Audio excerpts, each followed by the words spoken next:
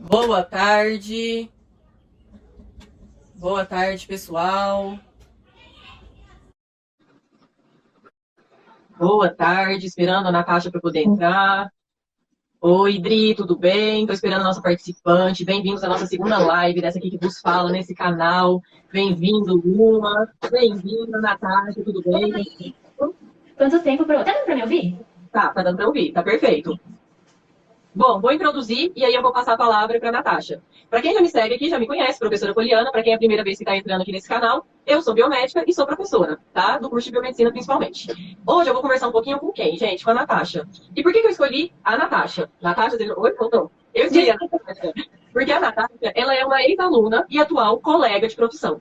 Então, hoje ela é biomédica, habilitada em análises clínicas. E eu fiz parte, assim, ó, um pouquinho, assim, da formação dela. Eu acho que eu devo ter dado umas 5 ou 6 disciplinas para ela, eu nem consigo contar. Mas por que a Natasha marcou a minha vida profissional? Eu acho que disso ela não sabia. Ela tem um marco, talvez ela até sabia, na minha vida, por quê? Eu dou várias disciplinas, né? E dentro das disciplinas que eu dou imunoclínica, que o pessoal normalmente acha difícil. Apesar que tá mudando, viu, Natasha? Agora o pessoal não acha imuno fácil. É, o Ah, eu pessoal agora tá imuno gostava. fácil. E ela foi a minha primeira aluna, tá? Pasmem, que tirou 10 nas duas provas. Ela foi a minha primeira aluna nota 10. Então, assim, eu já tinha tido alunos que tinham tirado 10 em uma prova, mas não nas duas. E foi com 10, assim, no boletim 10, ela foi a primeira. E numa disciplina que normalmente o pessoal fala que é difícil. Então aí ela já me marcou, né? Porque, tipo, foi a primeira, então a gente nunca esquece. Depois teve mais 10, 10, eu vou ser honesta, eu nem lembro. Desculpa, tá? Teve demais, desculpa. Mas Essa ela prova, marcou por disso. Oi, essa desculpa. prova pro me marcou bastante. A propósito, feliz dia dos professores. Porque você, como disse na sua primeira live, que tem sempre aquele professor que marca a vida da gente, né? Que faz a gente tomar aquela decisão importante que a gente lembra daquele professor. Você, sem dúvidas, foi essa professora para mim. E essa matéria, ela me marcou bastante, porque eu sentia bastante dificuldade com a carga de conteúdo. Porque eu via muito detalhe. E aí eu lembro que eu virei a noite estudando e eu ficava lá na frente do meu computador. O meu pai chegou e entrou assim no meu pai e falou: Você ainda tá de pé? Eu tenho prova e tal. Ele, menina, vai dormir. Aí eu virei a noite estudando essa prova e valeu a pena. Valeu muito a Tirou pena, porque 10? eu realmente consegui entender. Eu parei ali, eu vou entender esse negócio. Valeu a pena. É. E outra coisa, a Natasha foi a minha orientanda de TCC. Aí ela não foi a primeira, não. Ela já foi mais lá pra frente. Ela já me pegou na época que eu já estava sobrecarregada de alunos de TCC, né? E a turma dela, em geral, foi uma turma bem marcante, né, Natasha? Sua turma era uma turma muito boa. A gente não pode deixar de falar do pessoal. Sim, Turma por bem favor. legal. E aí, como sempre quem fala sou só eu senti um negócio interessante. Eu conto pra vocês minha experiência, mas a minha experiência, gente, ela é antiga, eu tô velha já. Eu vivo falando isso pra vocês. Eu formei, já tenho 15 anos, eu trabalhei em análises clínicas, já tenho uns 10, eu já fiz meu mestrado, já fiz meu doutorado, não estou procurando emprego no momento. Então, a minha vida é passado. E por que eu pensei na Natasha pra vir conversar com vocês? Porque ela, hoje, está no mercado de trabalho. Ela acabou de formar 2018, final de 2018 ou 2019? 19. Final de 19, foi antes da pandemia. A pandemia confundiu nossa cabeça, né? Bem antes da pandemia. E olha que interessante, eu até estava conversando com ela. Ela começou a trabalhar durante a pandemia. Então ela ainda viveu na pele lá no hospital, né? Que ela tá trabalhando no hospital na época. Presta atenção, eu sei tudo da vida dela, vocês estão vendo, né? Então ela ainda viveu lá na época da pandemia, do auge dos testes clínicos que eram feitos para diagnóstico, no primeiro, segundo, na verdade, emprego dela. E aí eu quero que ela conte um pouquinho disso para vocês conseguirem entender o que vocês vão passar depois que vocês formarem. Tudo bem? Podemos começar? Vocês podem mandar pergunta, tá bom, gente? Eu consigo acompanhando aqui e lendo e mediando pra vocês. Então eu vou começar perguntando pra Natasha, porque eu sempre tô à vontade. Já tô acostumada a conversar com vocês, então já tô à vontade. Então eu vou começar perguntando pra ela se soltar um pouquinho, e aí depois a gente vai vendo como que vira essa dinâmica dessa live. Vamos fazer acontecer. Por quê? O que eu quero que ela fale pra vocês, como assim, ó, egressa da faculdade há pouco tempo? Natasha, e aí, o que você sentiu na hora que você saiu da faculdade, pegou o seu diploma e falou assim, agora eu sou uma biomédica? Eu vou melhorar a sua pergunta. O que você sentiu de pontos positivos e pontos negativos relacionados com a sua formação? O que você tinha recebido de formação na hora que você pegou o seu diploma? Como que foi o seu sentimento? Quando eu peguei meu diploma, eu dei aquela respirada bem funda, assim, assim, nossa, finalmente. E eu achava que a faculdade era muito difícil, mas o que estava assim para vir depois era uma incógnita. Eu não fazia ideia do que esperar. E aí deu um pouquinho de desespero, tipo, meu Deus, o que, que eu faço agora? Eu saio atirando meu currículo para todo lado, eu penso em uma pós, o que, que eu faço? Com relação aos pontos positivos e negativos, eu posso dizer que eu não me sentia muito preparada para encarar um laboratório. Porque quando a gente pensa no biomédico analista clínico, é ele colocando a mão na massa, ele fazendo tudo, né, praticando tudo aquilo que ele viu em teoria na faculdade. Então eu sentia um pouco de falta dessa prática, porque teoria eu não tenho do que reclamar. Excelentes professores, excelente conteúdo. Então, inclusive, conversando com outros colegas de profissão, eles falavam para mim, nossa, você teve nessa faculdade uma carga de conteúdo incrível, eu não sabia disso, então conversando eu percebi, nossa, realmente muito bom. Então não tenho o que reclamar, mas faltava prática. Eu lembro que você falou no seu primeiro estágio que tinha era médico hematologista? No estágio obrigatório. A gente tinha um professor médico hematologista. Nossa, eu mataria por isso, porque mato, eu tô correndo atrás de vários cursinhos, porque é o calcanhar de Aquiles, eu acho que de todo analista, assim, que começa, ele fica, será que isso que eu tô vendo é o que eu tô vendo? E são tantos detalhes, então a parte prática me fez muita falta na hora de encarar a bancada.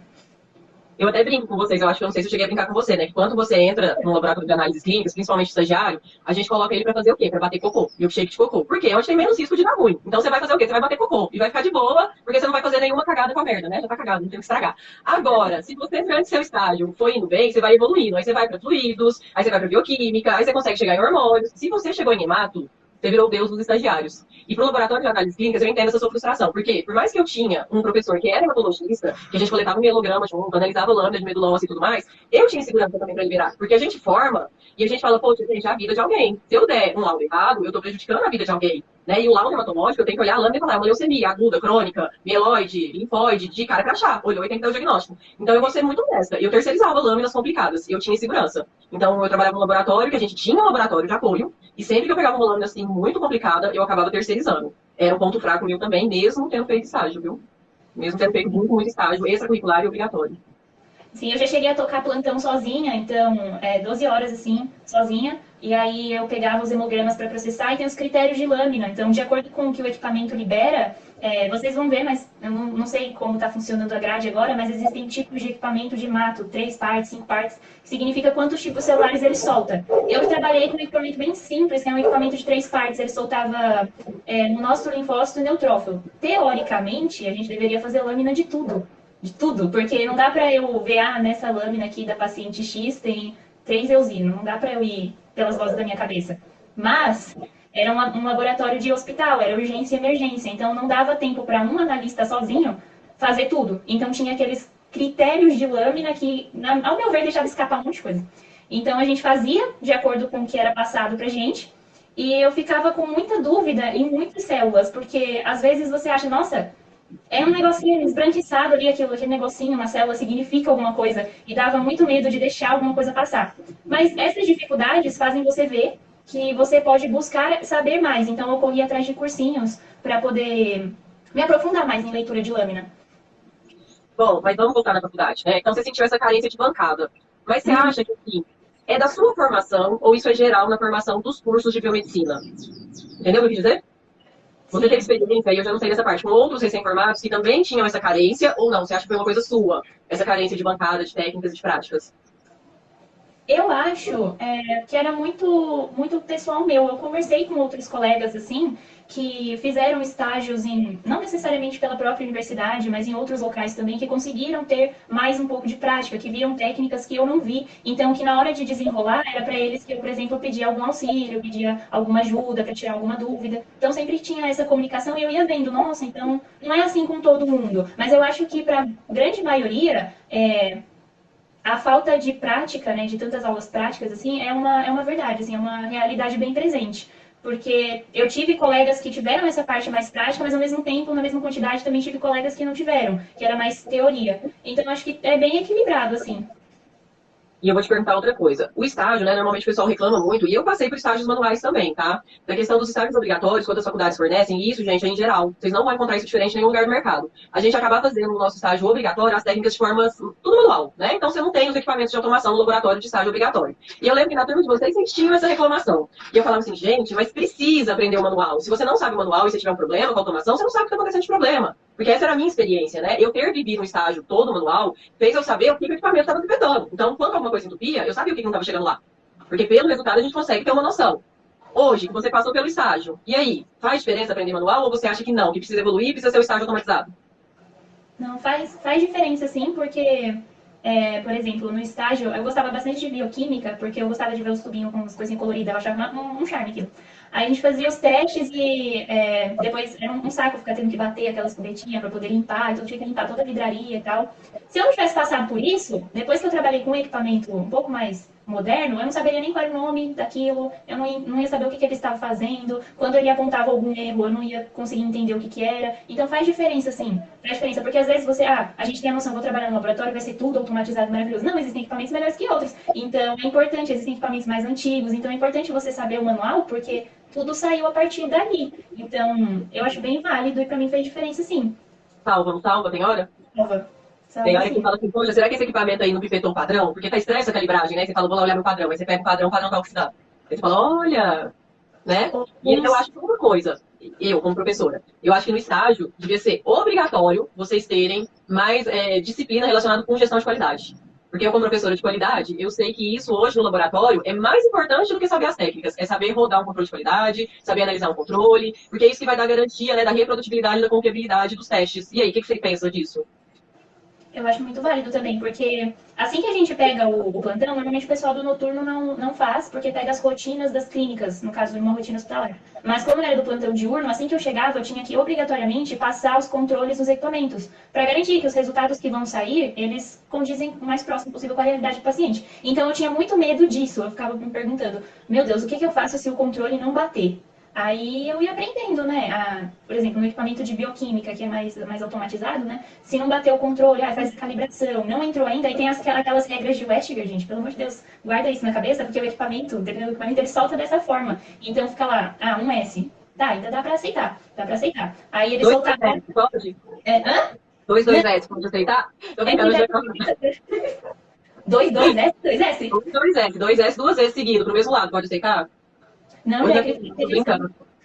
Tô brincando, hoje não é problema não, relaxa. Eu lembro que eu tinha muito problema com magnésio. Nossa, ele não entrava por nada. Eu tinha que ficar recalibrando, às vezes reiniciar o equipamento para ele se corrigir ali, respirar um pouco, fazer um carinho, porque ele vivia dando 3S. Aí você tinha que calibrar o negócio, trocar o reagente, porque reagente é um negócio bem instável. Então, dependendo do equipamento que você tem, por mais que ele mantenha refrigerado, às vezes ele não mantém por tempo suficiente. Então, seu reagente, ele perde estabilidade, aí os testes começam a sair um pouco doidos, fora do padrão, e isso você pega no controle. Então, se você tem uma boa noção disso, por exemplo, se você sabe quais são os critérios de rejeição, quais são os que você pode aceitar, então fica mais tranquila essa rotina para você e não dá tanto desespero. Porque tem que fazer, não tem jeito. Você tem que garantir, você tem que confiar no seu equipamento. Ele faz parte da sua rotina.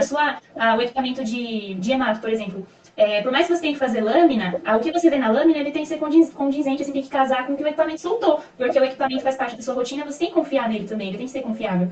Então, a parte do controle é onde você vê se você pode confiar nele ou não, se você tem que arrumar alguma coisa para ele voltar para os padrões. Então, é Primeiro super... laudo que você assinou, primeiro laudo que você assinou, coração Nossa, amigo, sai na boca. Falei, vou perder minha faculdade. 4 anos de faculdade, vai rasgar meu diploma agora. Deu essa insegurança, esse medão? deu, tipo... Primeiro que você sabe que eu nem deveria ter assinado, né? Mas a gente pode falar disso depois. Mas deu sim, deu medo de perder o diploma, o CRBM, deu medo de perder tudo ali, deu medo de confundir o médico, porque ele se baseia no nosso trabalho, né? Então dá muito medo. Mas acho que é bom ter medo, porque a gente faz com calma. Medo da prudência, né? Vai te dar prudência. Bom, mas vamos voltar, porque a gente desfocou. A gente já começou a falar lá do seu trabalho, acontecendo, biomédico, né? Nem como você viu analista clínica. Porque o que o pessoal aqui que me segue normalmente tem mais aflição, esses que eu vejo aqui subindo os nomezinhos, é o tal do TCC. Ah, Voltei, hein? Voltei lá atrás. E eu já falei pra ela, tá, gente, que ela tá liberada pra falar mal de mim, porque eu demorava pra entregar as correções dela. Porque ela é muito organizada, ela mandava muito antecipado, e aí nem sempre eu tinha tempo, porque no presencial era mais louco ainda na nossa vida, e eu demorava. Então já sei que eu dei umas pisadinhas de bola com ela. Mas hoje, que você já defendeu seu TCC, não é muito mais fácil do que parece? gente. É bem fácil. Vocês podem falar, nossa, que louca ela tá falando isso, eu tô aqui. Eu sou um poço de desespero e eu chorei muito fazendo o meu TCC. Todo mundo sabe, a minha mãe acabou de entrar aqui. Ela sabe que eu chorei muito, o meu namorado sabe, ele me ajudou a fazer meus gráficos no Excel, porque eu apertava o botão e tudo desformatava, então ele me ajudou a fazer, ele sabe também. Então, mas é muito tranquilo e também é muito gratificante, porque é o seu trabalho, então tenta focar nisso, é o seu trabalho e você quer dar algo melhor, é por isso que você fica nervoso. Então é normal, é normal. E eu te falava também, né? Porque eles ficavam assim, ai, na hora da banca, e se eu não souber responder, o que vai acontecer? O que eu sempre falava, você lembra? O Não, trabalho é seu. Ninguém vai saber mais dele do que você. Então, se você que fez o seu trabalho, não tem como ninguém saber mais dele do que você. Então, relaxa. Mas vocês não relaxam, não tem jeito. Não tem jeito, vocês não relaxam, né? Vocês ficam super estressados, surtam, acham que não vai dar tempo, que não tá bom, que vai tomar um pau. E no final vai eu tudo certo. Eu nem tô fazendo mais o TCC, mas esse conselho tocou lá no meu coração, porque é verdade, gente. É o nosso trabalhinho, é o tema que a gente escolheu, então é um tema que a gente, teoricamente, tem afinidade. Eu sei que a Propoliana, ela sempre aconselhou a gente a fazer, escolher um tema que seja de um assunto que a gente tem afinidade, porque isso torna tudo mais fácil. Quando você gosta, deixa de ser obrigação. Então, é você ir por esse caminho. Confia, escolhe um tema que você gosta, não se complique, porque por mais que a gente queira fazer um negócio bem elaborado, bem bonito, a gente precisa se formar primeiro. A gente tem que se formar. Então não precisa se enrolar, não. Eu queria fazer algo super elaborado também, consegui fazer pesquisa de campo, mas porque não tinha pandemia, e isso não vai tornar o trabalho de vocês menor, por ser revisão bibliográfica, não tem nada a ver, vai ser super incrível também. Mas é isso, pessoal. Confie no seu orientador. Escolha um tema que você goste para você ficar tranquilo fazendo. Se programe para o que você vai fazer ao longo dos meses, para não se atrasar. Procure fontes confiáveis também. E sempre entregue o seu trabalho para alguém ler. Alguém que, por exemplo, não entenda do assunto, algum familiar. Entregue para ele ler e pergunta se essa pessoa conseguiu absorver alguma coisa. Porque se a pessoa que não entendeu, ela conseguiu pegar alguma coisa do seu trabalho, é porque você escreveu bem e de uma forma acessível para que aquela pessoa entendesse. No final, é isso que importa. É você escrever algo que as pessoas consigam alcançar, consigam entender o que você quis dizer. Esse é um ponto muito importante que você tocou, né? Porque o que acontece? Às vezes o pessoal vai escrever TCC e acha que tem que ser uma escrita muito formal e complexa.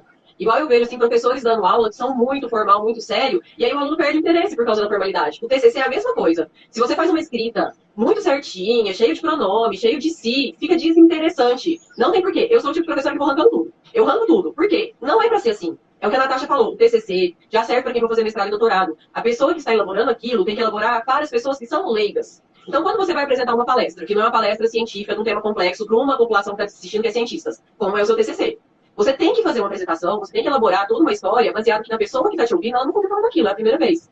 Você tem que escrever para uma pessoa que nunca ouviu falar daquilo, é a primeira vez. E vocês se complicam, às vezes, querendo elaborar demais uma coisa que não precisa. E aí fica complicado. E aí já fica diquinha. E é onde que a banca pega no pé de vocês. Na hora que vocês tentam complicar, a banca tenta te pegar na sua complicação, para ver se você entendeu, se você mesmo entendeu que você complicou. E não precisa, entendeu? Dá pra simplificar, e dá pra ficar bem feito, e dá pra ficar bonito. Isso no mestrado, no doutorado, onde vocês quiserem, tá? Na vida toda de vocês. Não fiquem preocupados em fazer uma coisa muito formal. Porque fica entediante, fica chato, fica, né, sem propósito, e não atende o que deveria fazer, que é fazer o leigo se interessar. Né? O leigo tem que interessar. Não é só a pessoa que conhece daquele assunto. A pessoa que conhece daquele assunto tanto faz pra ela. Mas o leigo se interessou? Conta um pouquinho o que foi seu TCC, porque o pessoal vive cheio de dúvidas aí do que escolher de tema. O meu TCC, eu quis falar sobre infecção hospitalar. Eu fiz um curso no Senac. No site deles tem vários cursinhos assim, disponíveis que são de curta duração. E aí eu lembro que eu fiz dois. O primeiro que eu fiz era de interpretação de exames de sangue. E o segundo curso foi o que me deu a ideia para o meu TCC, que era esterilização e medidas de biossegurança. Quando eu fui fazer esse curso, eu não sabia exatamente o que esperar, mas olha que doido. Era um curso voltado mais para um público profissionais de manicure, pedicure, essas profissionais, e a importância da esterilização dos materiais que elas utilizavam em serviço para não contaminar os seus clientes. Então tinha um público bem diverso ali naquele curso, e tinha eu ali, estudante de biomedicina, que vi só o nome do curso e falei, vou lá, olha os complementares. Aí eu comecei o curso, me interessei bastante pelo assunto, principalmente quando falaram da central de material e esterilização. A professora deu como se fosse um bônus na aula e explicou como funcionava, que é o local. Tem nos hospitais também, eu cheguei a conseguir ver pessoalmente o que deu origem ao meu TCC, foi bem emocionante. A CME, que tem, você leva material lá, materiais utilizados em procedimentos cirúrgicos, aí eles são recebidos numa salinha, o expurgo, aí vai para limpeza, esterilização, que já é uma área limpa, e aí são armazenados para poder ser distribuídos. E quando eu comecei a estudar sobre isso, eu pensei, nossa, se tivesse um erro ali que levasse a um problema para um paciente depois de uma cirurgia. E aí eu tive a ideia de falar sobre esse tema. Eu conversei com os professores desse curso, elas acharam super legal. E aí eu comecei a procurar um hospital que eu pudesse coletar os dados para poder ver quais os micro-organismos que mais apareciam, quantos casos tinham, se eram mais em homens ou em mulheres, adultos ou idosos, esse tipo de informação. Lembra que a gente queria usar também antibiograma, né, dados de antibiograma, mas não deu certo? É um exemplo que, né, acontece, às vezes você quer fazer uma coisa, mas acontece de você não ter acesso aos dados, não tem como fornecer, no caso, a enfermeira que eu estava em contato e que me fornecia os dados para o meu TCC, ela falou que não tinha como fornecer esses dados, não tinha essa informação em mãos. E aí não deu para inserir no trabalho e tudo bem, vida que segue, ficou sem... Vida que segue. Deu assim, surtos, né? Alguns surtinhos, depois tudo bem. Alguns pontos muito curtos, tudo bem. Mas deu certo. Deu sim. Hoje a gente fala mais tranquilo sobre o TCC, mas na época eu entendo que muitos de vocês devem estar passando agora, porque eu já passei por isso, eu já estive nesse momento da vida de vocês, e eu sei que é normal surtar, mas é porque a gente quer fazer algo bem feito. E vai sair bem feito. E vai dar certo, não vai?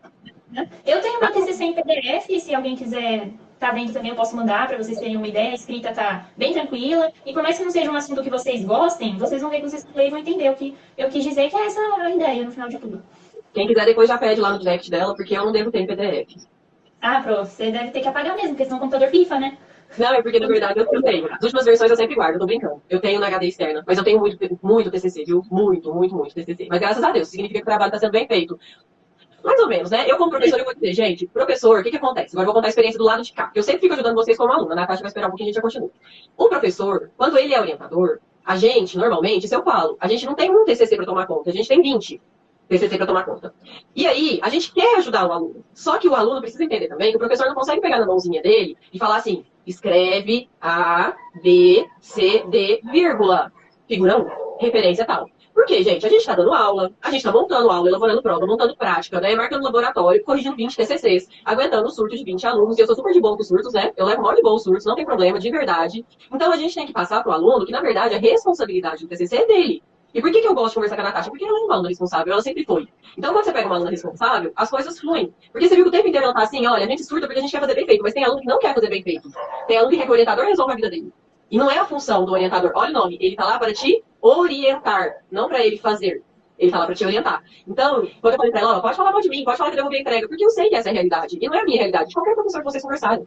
Então, às vezes eu até brinco, nossa, eu tô surtando com TCC. Eu falo, por 1, eu tô surtando por 20, relaxa, vai dar certo. Né? Se eu botar a conta de ler 20, você não vai dar conta de escrever 1, vai dar tudo certo no final.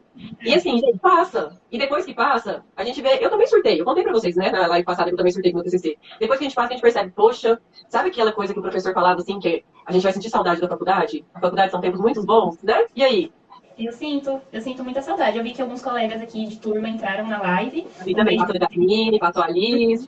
Eu morro de saudade. E é verdade, gente. Eu lembro que chegou a demorar um pouquinho, mas eu entendia, porque na época que eu pedi pra Poliana ser minha orientadora, muitos outros alunos foram atrás também, quase matei eles, porque eu tava esperando a resposta dela pra ser minha orientadora. E eu perguntei até nas férias do ano anterior, né? A gente tem que fazer no último ano da faculdade, mas eu não queria deixar a minha ideia do TCC fugir. Eu não queria mudar de ideia, porque ao longo da faculdade a gente vai mudando muito de ideia, né? Ah, vai falar disso, vai falar daquilo, quero cursar aquilo e isso. Então eu não queria deixar essa ideia fugir, então já catei lá a Poliana, me orienta, pelo amor de Deus, e depois todo mundo foi atrás pra ela ficar doida. Mas no final deu tudo certo, meu TCC sempre voltava com um monte de parte grifada em amarelo, que eu sabia, vixi, Mário, tem que mudar isso tudo. E do lado escrito, aqui fica melhor se você falar assim, assim, assim, ou o que eu tirei ali, que ficava em vermelhinho. Nossa, vinha tudo rabiscado. Mas no final, tudo correu bem, no final tudo dá certo. E também tem uma coisa assim, ó, de verdade. Eu peguei já minha tese não, minha dissertação de mestrado pra ler, porque mestrado é dissertação. Hoje, se eu fosse escrever, gente, ia ser outra coisa, a gente amadurece. Então, quando um orientador manda tudo grafitado, igual você falou, né, de amarelo, riscado, tira isso, coloca isso, é porque ele já enxerga, outra vez, do outro lado, né? Ele já tem o costume de fazer a escrita de uma tese, de uma dissertação, ele lê aquilo todo dia. E aí vocês assustam, mas na verdade nem é tanta coisa, tá? Só assusta. É porque chega muito colorido, né? Chega riscado, amarelo, balãozinho, mas nem é tanta coisa. Eu ficava vendo, nossa, eu dei meu coração pra escrever esse parágrafo e ela não gostou de nada. Eu ficava assim.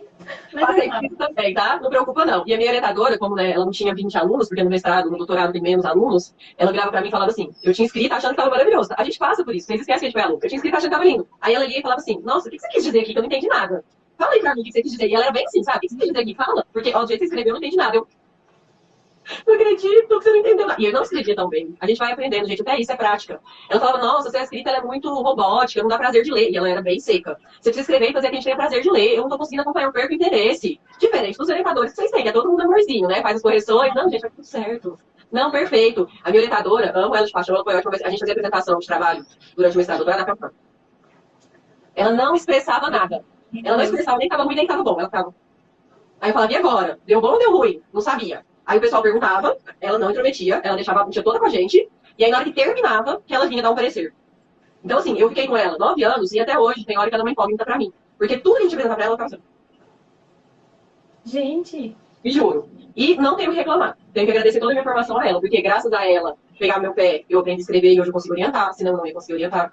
Graças a ela, pegar no meu pé, eu sou criteriosa na hora de olhar um gráfico, aprendi melhor a olhar um gráfico. Sou criteriosa na hora de anotar as coisas, porque ela pegava minhas anotações de experimento e falava assim, quem vai entender isso que você anotou? Não tô entendendo nada. Então, apesar de ser uma pessoa, né, rígida, seca, essa pessoa me ajudou a hoje estar onde eu tô. Aí eu tenho o critério e a exigência que eu tenho, né? E eu espero que um dia eu chegue no chulé dela. Porque, né, eu tenho muito pra caminhar pra conseguir chegar no chulé dela.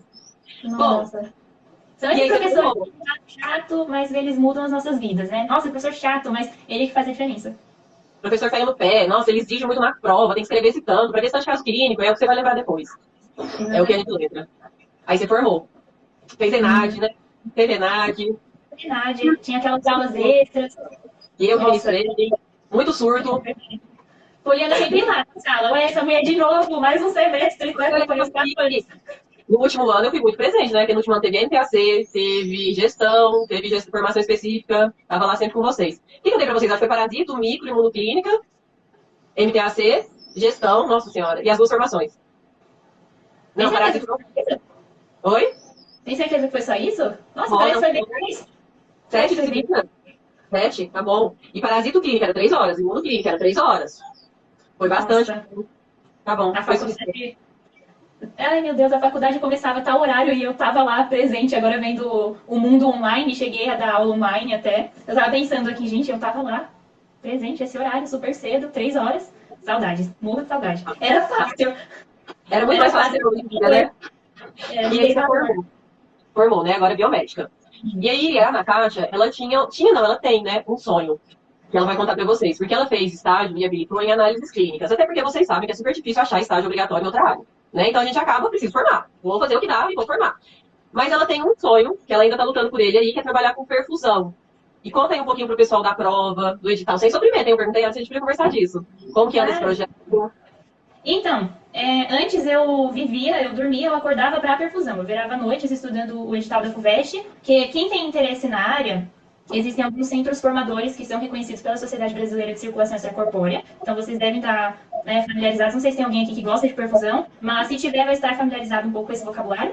E eles têm no site deles os centros formadores. Esses centros, a grande maioria, oferece especialização. A especialização é de 1 ano e ela é paga. E perfusão, vocês devem imaginar que não é um curso barato. Tem instituições que o curso chega a 33 mil, o valor total, se você for. Eles deixam disponíveis até o valor da parcela, para você não se assustar com o valor total, mas aí é só você fazer a continha. E tem o INCOR, que é a única instituição no Brasil que oferece o programa de residência. E a residência é gratuita e você recebe por ela. Então você recebe uma bolsa para estudar. E você fica 2 anos. Eu falei, é de graça? É isso que eu quero. É para lá que eu vou. Só rapidinho. E hoje saiu o aumento das bolsas de residência, viu? Porque alguém tinha mandado nas caixinhas de pergunta o que eu achava de residência. Gente, residência hoje, para quem é formado, é muito bom. E saiu hoje aumento, o salário vai ser de 4 mil reais para você estudar. Tá de bom tamanho, ganhar 4 mil reais para estudar.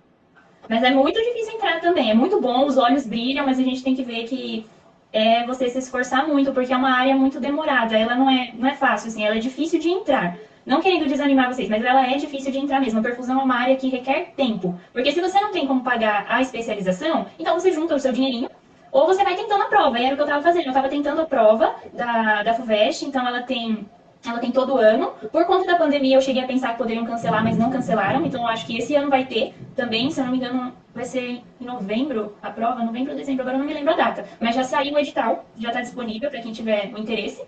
E a prova, ela é bem fiel ao edital. O problema é que o edital ele é bem grande. Ele requer muitas leituras, são muitos capítulos, é o Guyton praticamente inteiro, porque perfusão é fisiologia cardíaca, respiratória e renal, basicamente.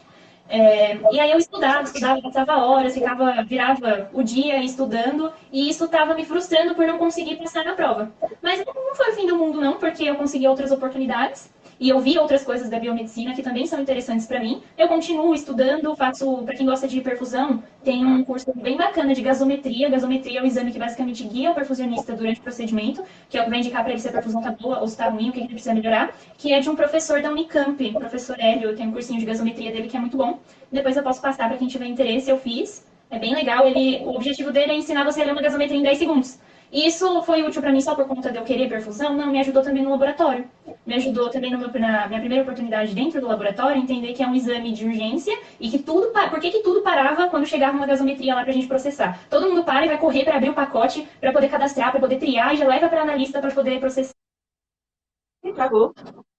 Peraí, gente, que a Natasha tá reconectando. Vamos ver se ela volta. Mas a minha experiência de gasometria é isso mesmo. Porque quando o paciente chegou ao ponto, né, de você precisar coletar uma gasometria, é porque ele já está descompensado. Seja uma descompensação respiratória ou metabólica. E o que vai alterar? O pH, gente. O pH alterou, morreu, não tem opção. E até o que eu brinco na sala de aula, né? Se algum médico falar pra você, bebe água alcalina pra mudar o pH do seu sangue, corre. Porque se mudar o pH do seu sangue, você morre.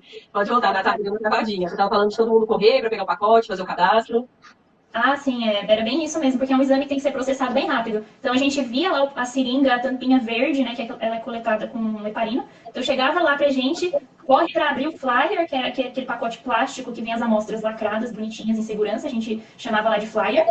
Abria e já não dava para fazer, às vezes nem cadastrava antes, se o sistema dava algum problema, a gente já levava para processar e ter um resultado rápido, e aí depois fazia a outra parte mais burocrática do laboratório, que é o cadastro, a triagem e tudo mais. Mas Mas é antes bem de você bacana. passar. Opa, desculpa, te Oi? cortei. Te Não, pode cortei, falar. desculpa. Mas antes de você passar em análises clínicas, você tem uma outra experiência aí, né? Que você não contou Nossa, ainda pra gente.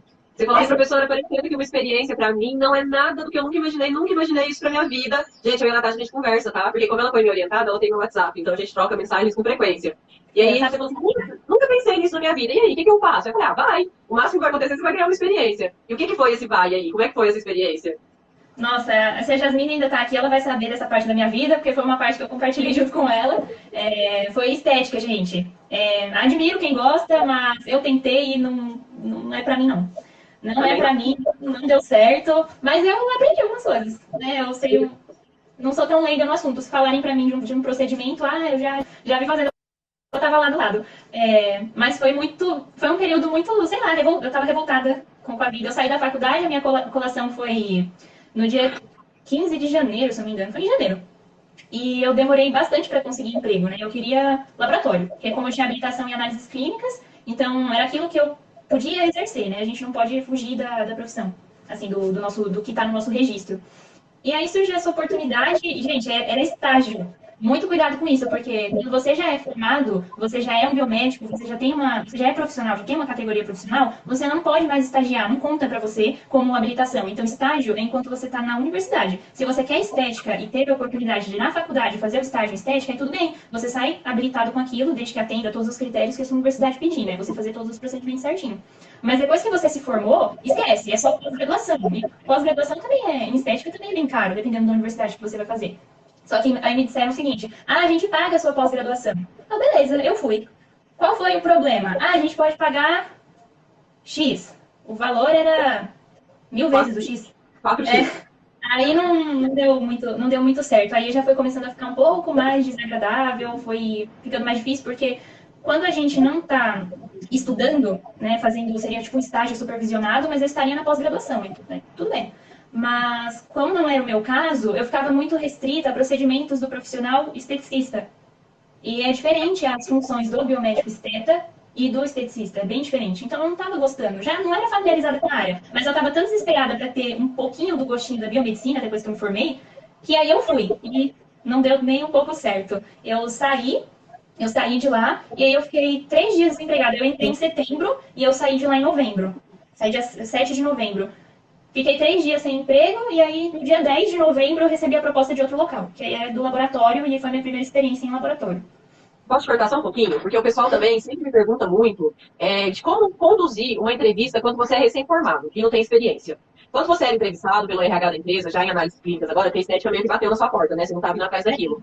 Como que foi assim a entrevista? Como que eles lidaram com a questão, por exemplo, de você ter feito só o estágio obrigatório, de você ainda não ter experiência? A minha primeira entrevista, ela para vaga assim em laboratório, ela foi inclusive no mesmo dia da minha colação. Eu cheguei na minha colação toda esculhambada porque não deu tempo de eu ir para casa para me arrumar, porque eu tinha ido nessa entrevista antes. A Mônica, se ela estiver aqui, um beijo, porque ela que me deu carona até a faculdade para eu poder me formar. Nessa entrevista, eu cheguei lá bem tremendo, suando frio, porque eu ia me formar naquele dia, era um dia muito especial, tinha que dar certo, eu tinha que conseguir um emprego, era muito, eu preciso, então eu cheguei muito nervosa. Foi a primeira entrevista mesmo, assim, pra área. E não precisei de tudo isso, mas eu senti que a moça, acho que era psicóloga, ela não foi muito na minha cara, não. Eu acho. Até hoje eu tenho essa impressão. Até hoje eles ficam olhando meio assim pra você, te analisando. E tinha uns testes também. É bem parecido com aqueles testes de autoescola, que a gente faz aquele exame psicotécnico. Eles pediram uns negócios assim, muitas empresas pedem. Ai, Pro, você tá travando. Eu tô travando, você consegue me ouvir? Não, você está falando, pode continuar. Então. Aí era um teste meio. Tinha várias formas geométricas. Foi bem engraçado esse teste. Parecia uma corrida entre os candidatos para a vaga. E tinha várias formas ali. Você tinha que fazer um X uma diagonal para baixo, uma diagonal para cima, dependendo da forma que você via. E era uma folha A4 inteira dessas formas geométricas. Para que avaliava aquilo? Eu até hoje não sei. Eu não sei como eles avaliam o seu perfil a partir daquilo. Mas estava lá, tinha que fazer, então eu fiz. Aí eu recebi a resposta falando que não gostaram... não que não gostaram de mim, mas acho que não gostaram. Que eu não tinha ido muito bem nesses testes e sei lá o quê, que tinha outro candidato. Então tá bom. Até hoje eu não entendo como eu reprovei naquilo, porque que aquilo reprova e eu tenho trauma desses testes até hoje, porque toda empresa pede. Trabalhar perfil, coisa assim. Você chegou a ter prova de português em alguma entrevista? Porque alguns lugares estão pedindo até mesmo prova de português, para ver se a pessoa sabe ler e escrever, né? Que é o básico. Ainda não tive, mas o que eu tive de prova era bem básico. Para o hemograma, você usa o tubo com EDTA, com heparina, essas coisas, sabe? Exames, testes mais voltados assim para coleta, eu senti que era mais coleta. Bem básico. Para a prova de português eu ainda não peguei. É mais Mas a esses questão assim, perfis. falta de experiência. Você acha que em algum momento você perdeu uma vaga por não ter uma experiência que não fosse seu estágio? Sem dúvidas. Sem dúvidas. São raras, eu acho, as empresas que olham para o estágio como uma experiência. Eles acham que, você fez porque você tinha que fazer, era uma obrigação da universidade, se você não fizesse, você não ia se formar. Mas, para o aluno é o primeiro contato, né? É a primeira vez que ele processa um exame é naquele espectrofotômetro pequenininho, bonitinho ali. Que às vezes dá a leitura errada, a absorvância da máquina que não pode, né? E aí você já começa a entender que a vida é mais difícil do que parece. E não é só obrigatório, viu, Natasha? Eu conversei com o pessoal já que eu fiz muito estágio extracurricular. E várias vezes eu recebi um não falando que eu não tinha experiência. Eu falava, poxa, mas eu fiquei 2 anos e meio dentro do laboratório e não tenho experiência? Não, o estágio não conta. Mesmo extracurricular. Então ainda continua com esse preconceito, né? Eu vi bastante disso. Eles olhavam o currículo, era um currículo pequeno, né? Porque eu tinha minha graduação e eu tinha o meu estágio. Eu estava em busca da primeira oportunidade. A primeira oportunidade não chegava porque eles iam currículo só com estágio e tinham esse preconceito mesmo com estágio. Então, eu acredito sim que essa entrevista que eu fiz, eu perdi por conta de experiência. Porque na roda de conversa com os outros candidatos, tinham candidatos ali com mais experiência. Então, eles acabam saindo na frente, sim. Acontece. Mas agora que a gente já falou um pouquinho de entrevista, que acontece, mas tem hora que dá certo, né? Tem hora que te chamam. E você foi trabalhar em Jundiaí, se eu não estou enganada? Com análise clínica? Sim, no laboratório do hospital que eu fiz o TCC. Então, É isso. inclusive, a entrevista, essa primeira entrevista, era para essa vaga. Eu fiz a entrevista em janeiro, eles me chamaram em novembro. Eu recebi uma mensagem falando, temos uma vaga e tal para analista, 12 por 36, aquelas mensagens curtinhas com as informações da vaga, perguntando se eu tinha interesse. Peraí, eu conheço o rosto dessa mulher. Eu já passei pelo processo seletivo de vocês, eu vou ter que passar por ele de novo? Ela, não, você foi aprovada. Eu fiquei, mas como assim? Se falaram pra mim que eu não tinha passado. Então, gente, eu não entendo. Essa parte tudo pode acontecer. Aí eu fui trabalhar nesse hospital, laboratório bem grande. Foi uma primeira experiência incrível, porque eu comecei na recepção. Eu não comecei como técnica, não comecei como analista, comecei na recepção. E isso é muito importante, apesar de vocês pensarem, nossa, meu Deus, ela se lascou 4 anos na faculdade para trabalhar na recepção do laboratório. A recepção do laboratório, ela recebe tudo e é onde tudo acontece. Então, se todo... Oi? É onde começa a dar errado. É onde começa a dar errado. É a panela de pressão, né, do laboratório. É onde, se um processo dá errado ali, ele chega para o analista já errado. Então, é fundamental. O trabalho ali é magnífico. E eu comecei na recepção, e dou graças a Deus por isso, porque eu aprendi muita coisa. Muita coisa. Ali a gente recebia material, a gente verificava se estava certo, recebi vários hemogramas em tubo seco já, e aí você ligava para o enfermeiro, tinha que ser no tubo roxo? Eu não sabia. Quantas vezes? Então a gente ligava para pedir recoleta, levava xingo de enfermeiro, que já coletou 300 mil vezes do paciente, o paciente está reclamando, e o enfermeiro vai falar que é culpa do laboratório, tá, gente? Então o laboratório tá na bomba de todo o hospital inteiro. Você tá coletando de mim de novo, o paciente falando. É que o laboratório, o enfermeiro já começa a frase assim, é que o laboratório pediu isso, ok, e o paciente sai odiando você. Normal. Normal. Super normal. A gente acostuma a levar pancada. Então a gente recebia do médico, do cliente, do enfermeiro, dos nossos chefes, todo mundo. A gente apanha de todo mundo. É verdade. A gente tava lá no computadorzinho, o chefe só olhando assim o que você tá fazendo, vendo se você tá fazendo tudo certinho, o paciente gritando do lado de fora, o médico reclamando que o exame tá atrasado, muitas loucuras. Mas foi bom, porque eu aprendi muita coisa. Tanto de sistema, aprendi a lidar com o sistema do hospital, a rotina do hospital, como os exames eram processados, eu vi os equipamentos, eu vi como funcionava. Tinha sorte de que lá tinha o setor da micro.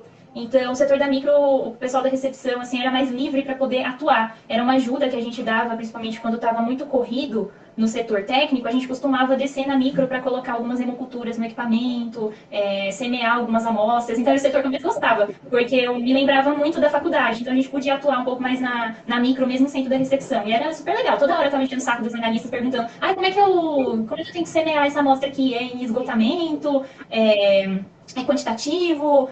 Como que eu coloco essa hemocultura nesse equipamento aqui? Incríveis. Um beijo para elas, porque elas me ajudaram bastante. Eu sei que tem uma que entrou aqui na live, a Tati. Mas aí você teve uma proposta, agora vamos lá para a parte doída, né, da história. Uma proposta com salário melhor, mas caiu uma bomba no seu colo, que é o biomédico atuar como PJ numa empresa pequena. Chegou o emprego. Como que funciona? Olha, gente, quando a Natasha me falou isso, eu falei: Natasha, dessa vez eu não consigo te ajudar.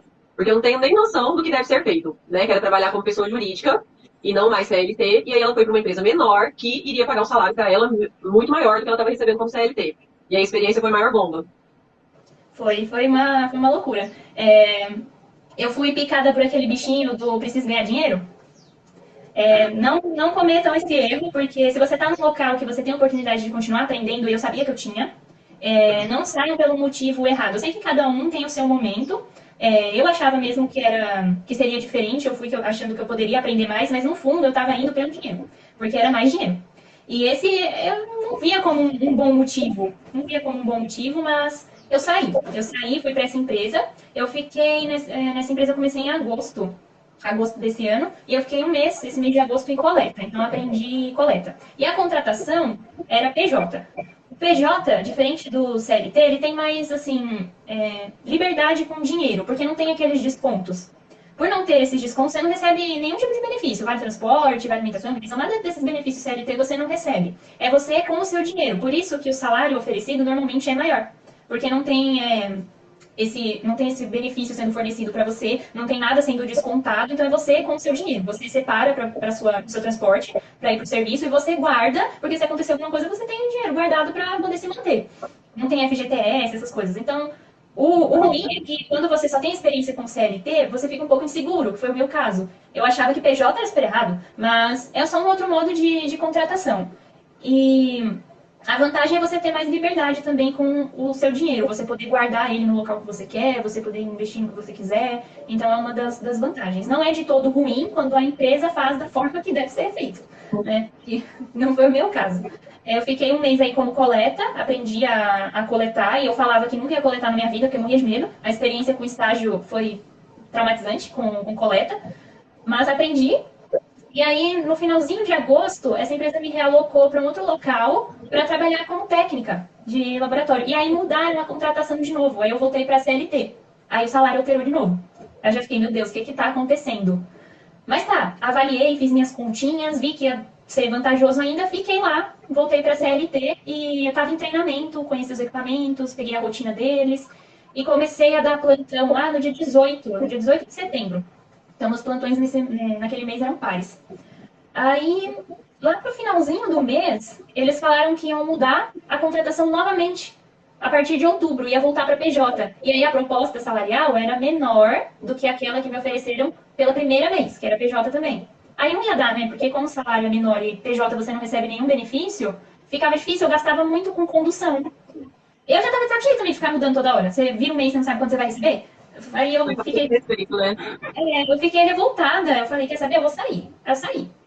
Sofri. Tá vendo? Você tá com opção de escolher se quer ficar ou quer sair. Olha o que é amadurecimento, né? Olha onde você chegou. E aí ela tava me contando, pra quem tem medo, que chega um momento que é isso mesmo. Ela foi numa entrevista, quando ofereceram a vaga pra ela, ela falou: não, isso pra mim já não me acrescenta. Obrigada, não quero, foi embora. E aí o que aconteceu agora? Foi chamada já pra outra vaga. Isso mesmo. Foi ontem até. Eu fui nessa entrevista, era para uma vaga novamente na recepção, mas eu já passei, né? Eu já tive essa experiência em recepção. E eu estou no momento, em outro momento assim da minha carreira. Eu quero experiência em bancada, porque o que eu tive nessa segunda empresa que eu trabalhei, que mudaram toda hora a contratação, a experiência que eu tive em bancada foi bem curtinha, porque mal terminou o mês, eles me falaram que ia mudar, então eu saí. E aí eu estou buscando mais experiência em bancada, porque eu quero aprender mais. Aí eu recusei a vaga, e é normal, porque não é legal você trabalhar num ambiente que você não vai gostar, que não vai te agregar talvez eu até aprendesse mais, né? Todo lugar tem algo para oferecer, todo lugar você consegue absorver alguma coisa, mas esse momento da minha vida já passou. Eu sei, eu consegui definir aquilo que eu queria. Então, eu procurava em bancada e aí deixaram o meu currículo lá disponível para caso surgisse essa oportunidade. E aí, no mesmo dia, me ligaram de um laboratório oferecendo a vaga como técnico.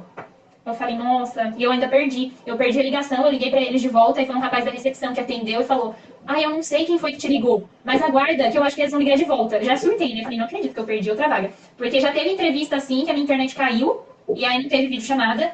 Até hoje eu tô esperando eles me ligarem, não tá não. A David chamada que caiu? É, da videochamada que caiu. Tô esperando até hoje, não ligaram. Mas dessa outra empresa ligaram e aí mandaram mensagem no WhatsApp. Eu perdi a ligação, mas eles me mandaram no WhatsApp. E aí eu fiz uma entrevista e teve mais uma vez aqueles testes de perfil, que são... Esse não era de ficar riscando as formas lá, tipo autoescola. Esse era mais... O DASA tem muito desses testes, que são frases, várias frases, e aí você tem que marcar um número de acordo com o quanto aquela frase te representa. Então, esse que eu fiz era assim, tinha a frase... No ambiente de trabalho, meus colegas me descrevem como. Aí tinha 4 alternativas. Essas 4 alternativas eu tinha que dar uma nota para cada uma, de 1 a 4. E eu não podia repetir os números. Então, na alternativa A era disciplinado e obediente. O quanto aquilo me representava? Se era pouco, eu colocava 1. Se era muito, eu colocava 4. E aí tem o meio termo, 2, 3. Então, eu ia colocando ali de acordo com o que eu pensava na hora, fui preenchendo. As empresas estão pedindo muito desses testes de avaliação de perfil profissional. Eu não sei se isso é critério de reprovação, mas eu tenho medo deles ainda, até hoje. Eu tenho medo desses testes. Com certeza que tem. A gente já está meio finalizando, e a gente já contou um pouco da sua experiência, já contou das entrevistas, né, que é o que o pessoal normalmente fica aflito e tem dúvida. E aí eu vou te fazer 2 últimas perguntas. Como foi estar em um hospital de grande porte no momento em que a gente viveu essa pandemia louca? Nossa, era PCR de Covid que não acabava mais. Parecia que tava tudo pegando fogo, assim, todo mundo correndo pra lá e pra cá, e uma agitação louca, e todo mundo triste, porque o clima ficava muito pesado, porque chegou a fechar quase todas as clínicas do hospital, chegaram a fechar com pacientes de Covid. Os pacientes que tinham cirurgias eletivas, eles iam para outro hospital para fazer, e aí isso dificultava no nosso trabalho para encontrar o paciente para pedir uma recoleta. Então era, vamos supor, um hemograma de um paciente que estava, sei lá, 4 horas esperando para sair, a gente não conseguia encontrar onde o paciente estava, se ele estava no hospital ou em outro, porque tinha desses casos dele ser realocado por conta de Covid. E filas e filas de ambulância na emergência. Teve um dia que minha chefe chegou em mim e falou que viu as ambulâncias em fila porque não tinha onde pôr o paciente.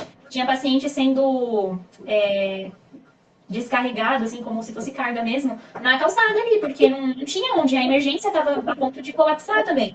De tanto paciente com Covid no hospital, não tinha espaço para pessoas, por exemplo, foi atropelado.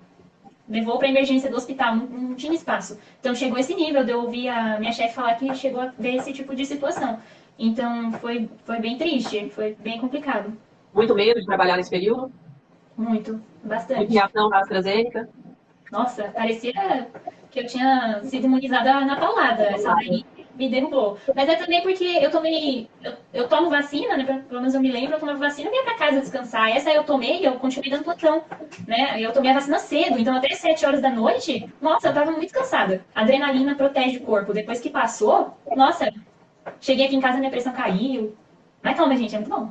Eu amo Não, tomar não vacina. tomou, tem certeza, todo mundo que tá aí dentro tomou, gente. Vocês tomaram, né? Pelo amor de Deus. Nossa, Natasha, eu sei muito da sua vida, né? Sei até qual vacina que você tomou. É assim que é bom. É porque é consideração de verdade, tá vendo? Existe consideração mesmo após a formação, viu, pessoal? Agora eu vou perguntar a última, pra gente encerrar, que a gente já tá conversando aqui já tem mais que 1 hora.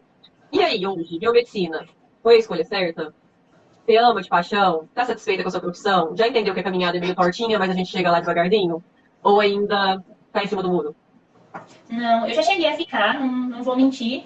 Principalmente quando eu estava procurando emprego e eu não conseguia, eu cheguei a ficar bastante frustrada com o meu curso. Isso aconteceu. Mas todo dia parece que eu aprendo alguma coisa com a biomedicina. E isso é muito gratificante, dá muito orgulho. O fato de eu ter recusado uma vaga porque eu sabia o que eu queria, foi muito gratificante para mim. Então eu fiquei muito feliz com a minha escolha. Não é o salário que o guia do estudante me prometeu, porque eu olhei o guia do estudante no ensino médio enquanto estava escolhendo um curso, mas Nem eu vai não curar o reclamei câncer? mais. Nem Oi? vai curar o câncer? Verdade. Eu vi lá, nossa, pode criar vacina, meu Deus. A vacina Não pode, é, né? não é fácil assim chegar lá, não vou curar uma doença da noite pro dia, mas eu não tenho mais esse sentimento de incerteza. Eu sei que é esse curso. Eu entrei bem cega, assim, eu não sabia muito do que esperar. Eu sabia que iam ter matérias que eu ia gostar, porque eu tinha mais afinidade com biologia, mas a parte mais voltada pro corpo humano. Né? Então, eu sabia que ia ter isso e que eu ia gostar, mas eu cheguei bem cega lá, bem sem saber o que esperar. E tudo que aconteceu, eu gostei. Teve os momentos mais difíceis, que eu me frustrei bastante e cheguei a me questionar se era o curso certo, mas hoje não tem mais, porque todo dia eu aprendo alguma coisa com esse curso. Então, é muito bom. Lições para a vida mesmo, né? De saber agora o que eu quero, o que eu posso aprender, onde eu posso chegar. Isso é muito bom. Muito bom. Então é isso, Natália. Eu quero te agradecer. Obrigada por ter entrado nessa comigo. Você foi minha primeira entrevistada, por motivos que eu já citei. Espero que você tenha gostado de participar. Espero que quem conseguiu ficar aqui com a gente chegou a ter mais de 30 pessoas assistindo, a gente conversando, tenha tirado pelo menos um pouquinho, tenha visto, né, que o caminho de todo mundo é difícil, que nunca é da noite pro dia. E de verdade, de coração, muitíssimo obrigado por estar aqui comigo hoje. Ah, eu que agradeço, ainda mais nessa data tão especial. Pro, E muito dos obrigada. professores, né, gente? Dia dos professores. Recebi vários carinhos também, gente. Muito obrigada por todo mundo que perdeu um tempinho lá, mandou mensagem. Faltou só o Pix, tá bom? Tô aguardando ainda chegar o Pix. Mas muito obrigada, pessoal. Obrigada de coração. Fiquem aí com a gente, continuem acompanhando. Quem quiser pegar as informações que a Natasha, né, se dispôs, o arroba dela tá lá no meu perfil. E na hora que eu postar a live, eu coloco lá de novo, tá bom? O arroba dela pra vocês poderem entrar em contato, pegar o edital, pegar o curso que ela indicou, pegar também a questão do TCC, se vocês quiserem ver o TCC dela. E aguardem, porque vai ter mais aí pra vocês. Mas aí vocês precisam engajar mais a professora, viu? Precisa de engajamento aí pra dar motivação. Compartilha. Engaja a blogueira. Engaja a blogueira aí. Na Claro, Biscoito. blogueira, tem que ser blogueira anotada, porque professora, CLT, mãe, blogueira anotada, gente, dá trabalho. Então, ó, precisa de engajamento para valer o trabalho. E Liz, você tá sempre aqui comigo, prepara, tá? Daqui um dia é você também, você já tá lá na minha listinha. Gente, Você também, Liz. Pode daqui um deixar dia que eu você tá falar. aqui. Todo mundo que ficou com a gente, obrigada. Obrigada pelas mensagens aqui no final, eu consegui ler, não consegui responder todo mundo, mas deu para ler. E a gente vai conversando aqui nesse canalzinho, e daqui a pouco eu já libero a live para quem não conseguiu acompanhar desde o começo. Tchau, gente, brigadão. Obrigada, Tchau. Mônica aí, ó. Tchau. Tchau, gente.